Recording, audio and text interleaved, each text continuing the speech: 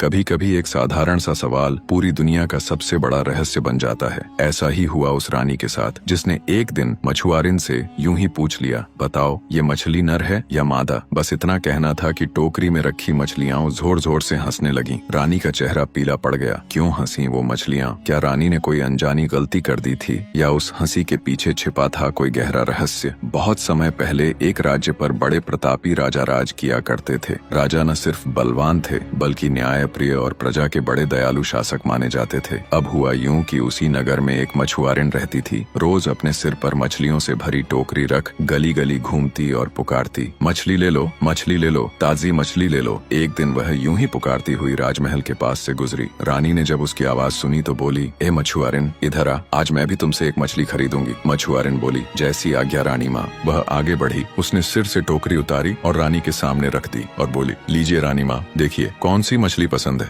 रानी ने झुककर देखा, भीतर एक बड़ी सी मछली थी। उसने मुस्कुराकर पूछा, ये बता, यह मछली नर है या मादा? रानी की यह बात सुनते ही टोकरी के अंदर से मछली ने जोर से हंसना शुरू कर दिया, जैसे कोई मनुष्य खिलखिला रहा हो। रानी चौंकी और मछुआरिन भी सकपका गई, पर उसने तुरंत कहा, रानी माँ, यह नर मछली है। रानी बोली, तो फिर इसे मैं नहीं खरीदूंगी। मेरे महल में राजा के अलावा कोई भी पुरुष प्राणी प्रवेश नहीं कर सकता। मैं तो मादा मछली ही लूंगी। बस इतना सुनना था कि टोकरी में पड़ी बाकी मछलियां भी हंसने लगीं। अब तो रानी का चेहरा गुस्से से लाल हो गया। वह बड़बड़ाती हुई महल के अंदर चली गई और मछुआरिन भी कुछ समझ न पाई। उसने टोकरी उठाई और बड़बड़ाती हुई अपने रास्ते चली गई। उसे भी भीतर भीतर डर लग रहा था, आखिर मछलियां हंस कैसे सकती हैं भला। शाम ढली तो राजा महल लौटे। देखा, रानी के चेहरे पर मुस्कान तो दूर, शिकन तक पड़ी थी। राजा ने पूछा, क्या बात है रानी, आज बड़ी गंभीर लग रही हो, तबीयत ठीक नहीं? रानी ने ठंडी सांस भरी और बोली, महाराज, आज एक अजीब बात हुई। मैं एक मछुआरिन से मछली खरीदना चाहती थी। मैंने पूछा, यह नर है या मादा? तो वह मछली जोर जोर से हंस पड़ी और बाकी सारी मछलियां भी हंसने लगीं। मुझे यह जानना ही होगा कि वे मछलियां क्यों हंसी। अगर इसका कारण न पता चला तो मैं विषपान कर लूंगी। राजा ने कहा, अरे रानी, मछलियां हंसती हैं क्या? कहीं तुमने सपना तो नहीं देखा? रानी बोली, नहीं महाराज, न सपना देखा न भ्रम हुआ। मैंने अपनी आंखों से देखा है, अपने कानों से सुना है। मछलियां सचमुच हंसी थीं। राजा चकित रह गए। बोले, तो यह तो अत्यंत विचित्र बात है। इसका रहस्य तो सुलझाना ही पड़ेगा। दूसरे दिन राजा ने दरबार लगाया और ऐलान कर दिया, जो कोई यह बताएगा कि वह मछलियां क्यों हंसी, उसे उचित इनाम दिया जाएगा। पूरा दरबार, कोई कुछ नहीं बोल सका। तब राजा ने अपने प्रमुख मंत्री की ओर देखा और कहा, मंत्री, अब यह काम तुम्हारे ही हाथ में है। मुझे हर हाल में जानना है, मछलियां क्यों हंसी थीं। मंत्री ने हाथ जोड़कर कहा, महाराज, यह रहस्य बहुत गूढ़ प्रतीत होता है। मुझे 6 महीने का समय दीजिए। राजा बोले, ठीक है, पर ध्यान रहे, 6 महीने बाद यदि उत्तर न मिला तो तुम्हें मृत्यु दंड दिया जाएगा। बस यह सुनते ही मंत्री के पैरों तले जमीन खिसक गई। वह बोला, जो आज्ञा महाराज। घर लौटते समय मंत्री का चेहरा पीला पड़ा था।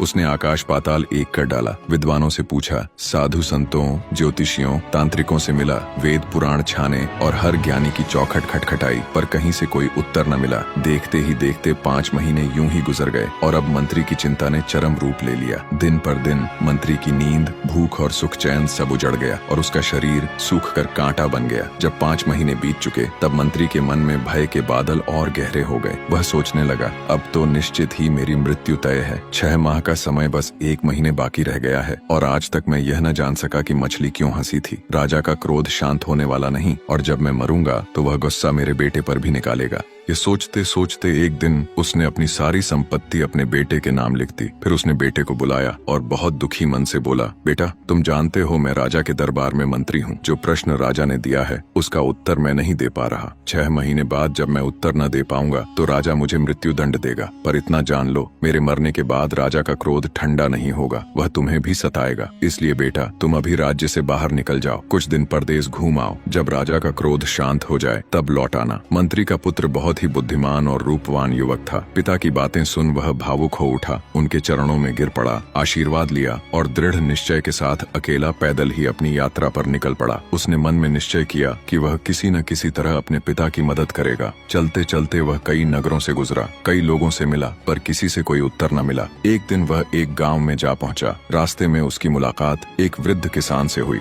दोनों में बातचीत शुरू हो गई। किसान भी अपने खेतों से लौट रहा था। दोनों साथ साथ चलने लगे। रास्ता लंबा था तो बातचीत शुरू हो गई। किसान बोला, बेटा अच्छा हुआ जो तुम मिल गए, सफर लंबा है, बातों बातों में राह कट जाएगी। मंत्री के पुत्र ने मुस्कुराते हुए कहा, हाँ बाबा, साथ चलना अच्छा रहेगा। यूं ही बातचीत करते हुए कुछ दूर चलते चलते मंत्री का पुत्र बोला, बाबा अगर हम एक दूसरे को धो डालें तो रास्ता आसान हो जाएगा। किसान ठिठक गया, मन ही मन बोला, अरे यह कैसा पागल है, आदमी को धोने की बात कर रहा है। बड़ा अजीब आदमी मिला है, पर कुछ बोला नहीं, बस मुस्कुरा दिया। दोनों आगे बढ़ते रहे। आगे गेहूं के खेत मिल गए। खेतों में गेहूं की फसलें लहलहा रही थीं। गेहूं पककर सोने सी चमक रहे थे। मंत्री के पुत्र ने खेत की ओर इशारा करके पूछा, बाबा ये बताओ, ये खेत खाया गया है या खाया जाएगा? अब किसान के माथे पर बल पड़ गए। सोचा, अरे ये लड़का तो बिल्कुल मूर्ख है, खेत कभी खाए जाते हैं क्या? पर उसने कुछ जवाब न दिया और बस इतना बोला, बेटा इसका मुझे ठीक ठीक ज्ञान नहीं। चलते चलते दोनों एक दूसरे गाँव जा पहुँचे। वहाँ मंत्री के पुत्र ने कहा, बाबा 2 घोड़े लाओ, पर ध्यान रहे गलती से भी गड़बड़ मत करना। अब तो किसान की सहन शक्ति जवाब देने लगी। मन ही मन सोचने लगा, कभी हंसाता है, कभी उलटी बातें करता है, ये लड़का या तो पागल है या कोई अनजान ढोंगी। पर फिर भी उसने कुछ न कहा और चुपचाप साथ चलता रहा। थोड़ी देर बाद दोनों एक बड़े नगर में पहुंचे। नगर बहुत बड़ा था। नगर में चारों ओर भीड़ थी, बाजारों में रौनक थी। पर दुर्भाग्यवश किसी ने भी दोनों से यह नहीं कहा, थोड़ी देर रुकिए, पानी पीजिए, विश्राम कर लीजिए। मंत्री के पुत्र ने मुस्कुरा कर कहा, अरे बाबा ये तो कब्रों का नगर है। किसान की आंखें फैल गईं। कब्रों का नगर, इतने जीवित लोग और इसे कब्र कह रहा है, सच में यह बिल्कुल पागल है। अब आगे चलते हुए दोनों एक श्मशान के निकट पहुंचे। वहां कुछ लोग अपने प्रियजनों की याद में राहगीरों को रोटियां, मिठाइयां और प्रसाद बांट रहे थे। जो भी वहां जाता उसका आदर सत्कार करते। यह देखकर मंत्री पुत्र बोला, वाह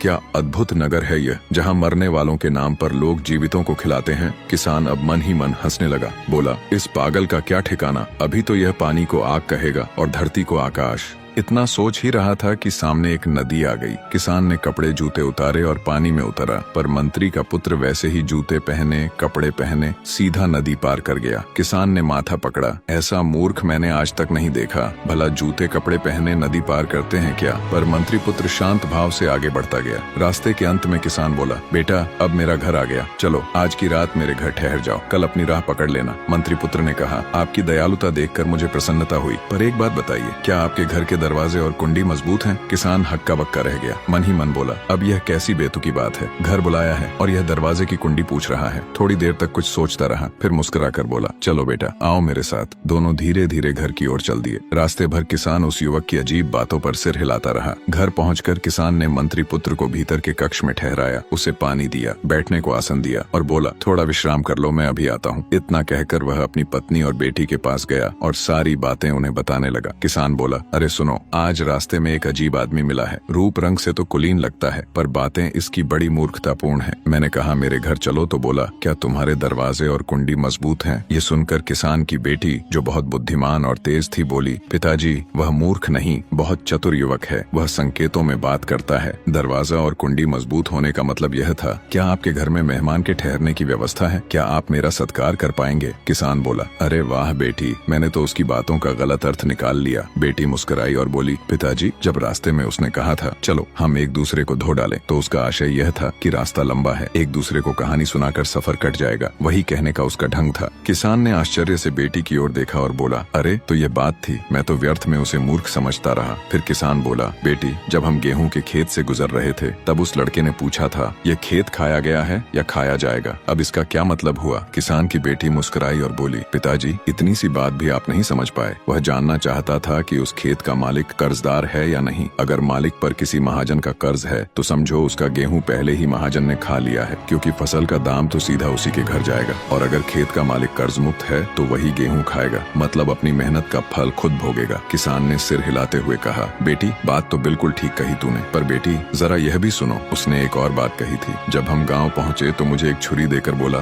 2 घोड़े लाना, गलती से भी गड़बड़ मत करना। अब इसका क्या मतलब हुआ? किसान की बेटी हंस पड़ी। पिताजी वह कह रहा था कि जब हम लंबा सफर तय करते हैं तो 2 चीजों की जरूरत होती है, रोटी और लाठी की। घोड़े से उसका आशय था रोटी, जो यात्रा की ऊर्जा है, और छुरी से आशय था लाठी, जो सुरक्षा का साधन है। वह यह कहना चाहता था कि इन दोनों को साथ रखना मत भूलिएगा। किसान अब उस युवक को और भी गहराई से समझने लगा। फिर किसान बोला, बेटी एक बात और सुन। जब हम एक बड़े गांव से गुजरे तो उसने कहा, यह तो बहुत बड़ा कब्रिस्तान है। और फिर जब आगे एक श्मशान आया जहाँ रोटियां और प्रसाद बांटा जा रहा था तो बोला, वाह क्या चमत्कारी शहर है। अब यह सब क्या अर्थ रखता है। किसान की बेटी शांत भाव से बोली, पिताजी, उस युवक ने एकदम सत्य कहा था। जिस नगर से आप गुजरे वहाँ न किसी ने आपको पानी दिया, न अतिथि सत्कार किया, न राहगीर को बैठने तक को कहा। तो ऐसे लोग भले जीवित हों पर आत्मा से मृत हैं। वह नगर सच में कब्रिस्तान से भी गया बीता था। और जहाँ आपने प्रसाद पाया, रोटियां मिली, सत्कार हुआ, वह नगर जीवित था। इसलिए उसने कहा कि यह चमत्कारी शहर है, क्योंकि वहाँ प्रेम, दया और सम्मान था।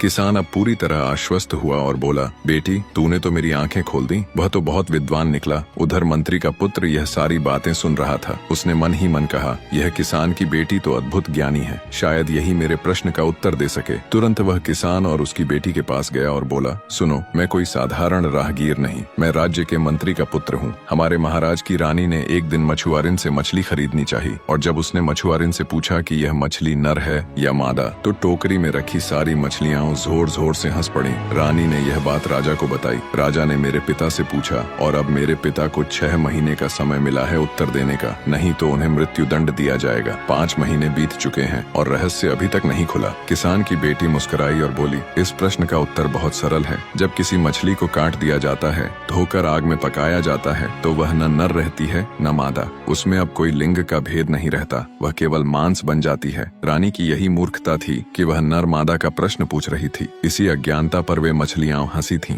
मंत्री का पुत्र यह सुनकर जैसे प्रकाश पा गया। उसने किसान की बेटी के चरण छू लिए और बोला, तुमने मेरे पिता की जान बचा ली। इतना कहकर वह तुरंत राजा के नगर लौटा और अपने पिता से सब कुछ कह सुनाया। अगले दिन मंत्री ने राजा के दरबार में जाकर उत्तर सुनाया। राजा ने जब यह व्याख्या सुनी तो मुस्कुराते हुए बोले, सच कहा मंत्री, रानी की जिज्ञासा मूर्खतापूर्ण थी। जब मछली का मांस अलग हो चुका होता है, तब उसमें नरमादा का भेद कहाँ रह जाता है। इसी मूर्खता पर मछलियां हंसी होंगी। तुम्हारा पुत्र वास्तव में बड़ा बुद्धिमान है। राजा ने मंत्री को दंड से मुक्त कर दिया और प्रसन्न होकर कहा, अब तुम्हारे पुत्र का विवाह उसी कन्या से होना चाहिए जिसने यह उत्तर दिया। राजा की आज्ञा अनुसार मंत्री का पुत्र फिर किसान के घर गया और किसान से विवाह का प्रस्ताव रखा और बोला, बाबा, आपकी पुत्री अत्यंत बुद्धिमान है। यदि आप अनुमति दें तो मैं उससे विवाह करना चाहता हूँ। किसान सहर्ष राजी हो गया और बोला, बेटा, इससे बड़ा सौभाग्य मेरे लिए क्या होगा। मेरी बेटी का हाथ तुम्हें सौंपकर मैं गर्व महसूस करूंगा। इस प्रकार मंत्री का पुत्र और वह चतुर किसान की बेटी विवाह बंधन में बंध गए। फिर क्या था,